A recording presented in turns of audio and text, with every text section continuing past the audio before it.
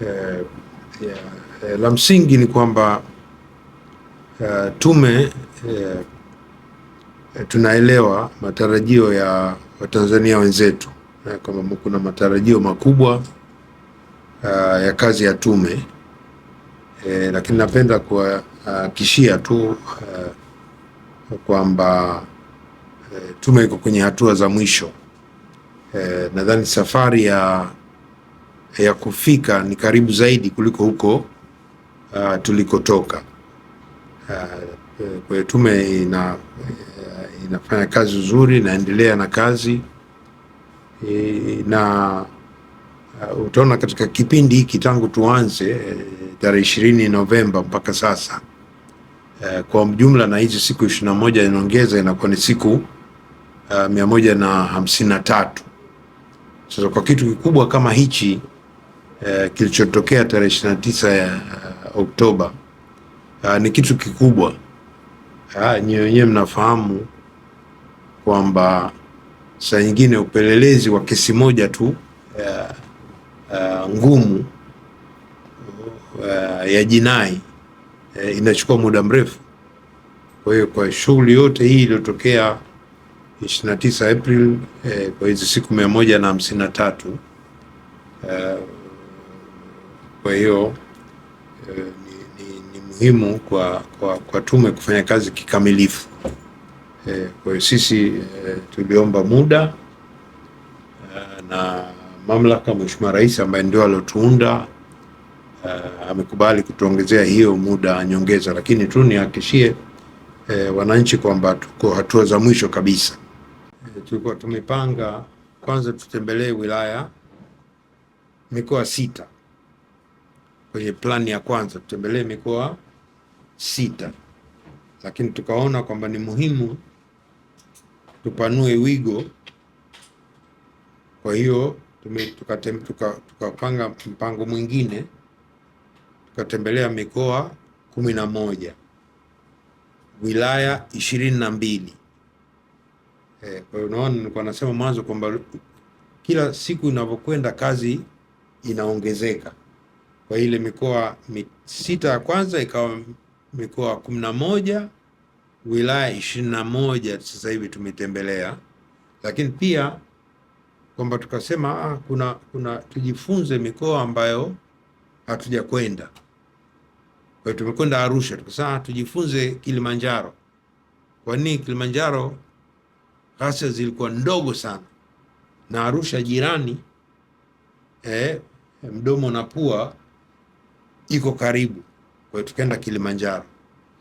Tukasema Zanzibar, wenzetu Tanzania Zanzibar huko visiwani kulikuwa shwari, kwa nini Dar es Salaam hapa tulikumbwa na tulichokumbwa? Kwa hiyo tukaenda pia Zanzibar kujifunza. Alafu moja katika hadidu zetu za rejea inatuambia kwamba tupendekeze habari ya maridhiano. Zanzibar wenzetu wenye miaka mingi wako kwenye masuala ya maridhiano, muafaka, alafu maridhiano. Kwa hiyo tukaenda kujifunza Zanzibar, jamani, imekuwaje mpaka mfika maridhiano? Maridhiano yanakuwaje? Yanachukua muda gani?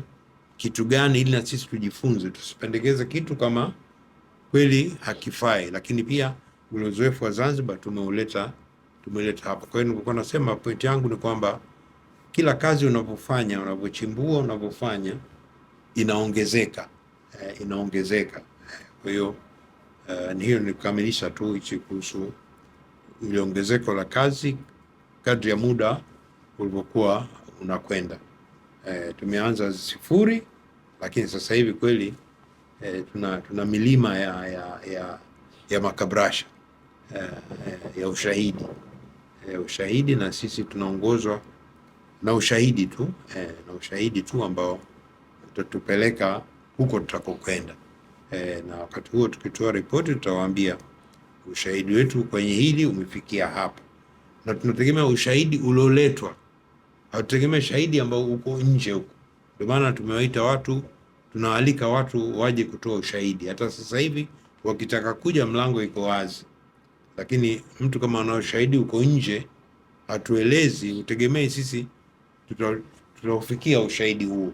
Ushahidi tutakaotumia ni ule ambao umeletwa mbele ya tume, umeletwa mbele ya tume aidha kwa kiapo au sisi wenyewe tumemsikiliza kaapa mbele yetu, au katuletea taarifa au katuletea kabrasha. Hili ni kabrasha langu, uchambuzi wangu, maoni yangu, tutapokea. Kwa hiyo nadhani pia tutumie fursa hizi ya siku hizi 2-3 ambazo zipo, wiki na kadhalika, kama kuna mtu kweli ana taarifa na maoni, ushahidi, aje atuambie, basi sisi tutapokea. Tume hii tofauti na tume nyingine, kwa mfano tume ya Mheshimiwa marehemu Jaji Kipenka imechunguza tukio moja.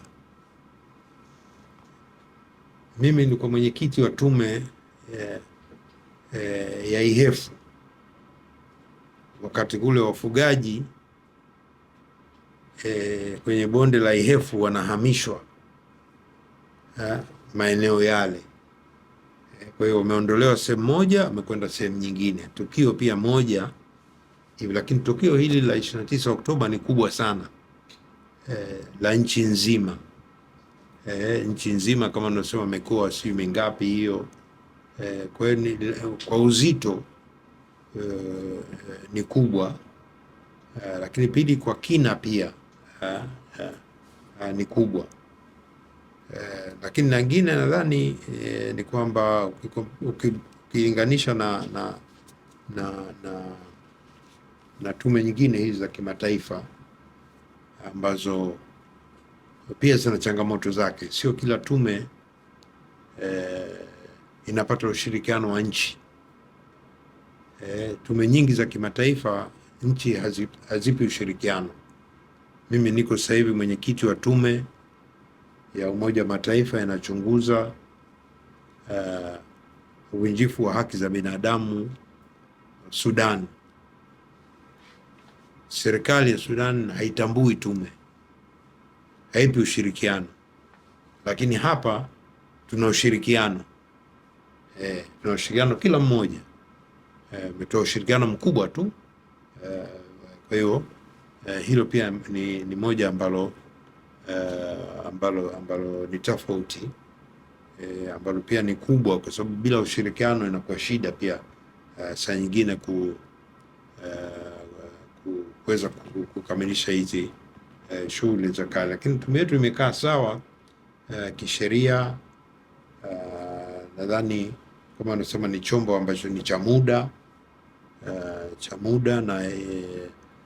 na ule utaalamu ambao pia tumeupata umeweza kusaidia kuweza kuongeza weledi wa tume ili tume iweze kukamilisha hizi kazi zake hivi punde. Lakini nadhani ni chombo tu kizuri, na kama kuna matokeo mengine makubwa, basi nadhani busara itatumika kwenye kuanzisha vyombo kama hivi. Kama ninavyosema, nchi nyingine vimetumia sana. Afrika Kusini zaidi ya mara 25, kama unasema Ireland huko zaidi ya mara 60-70, Canada zaidi ya mara 500. Na wakati Canada walikuwa na matatizo na masuala ya damu ile wanapokuwa ina hospitalini wagonjwa, damu ile ikaingia HIV na TB, watu wengi sana wakapata ugonjwa. Kwa ikabidi uunde tume kama hii ya uchunguzi chini ya sheria yao ya uchunguzi inafanana na yetu, kwenda kuchunguza. Kwa hiyo kama sema ni chombo ambacho cha awali kinapeleleza, kinachunguza, alafu kinatoa mapendekezo kwa mamlaka ili aweze kufanya kazi. Kwa hiyo kwa uzoefu huu nadhani kama kuna matukio mengine, basi chombo kama hichi ni rahisi kufufuliwa. Yani sio kitu ambacho kinahitaji mpaka uende kwenye bunge liamue. Hapana, mamlaka rais anaamua, kinaundwa mara moja, kinachapa kazi. Tupo mwaka wa mbele, imewashika.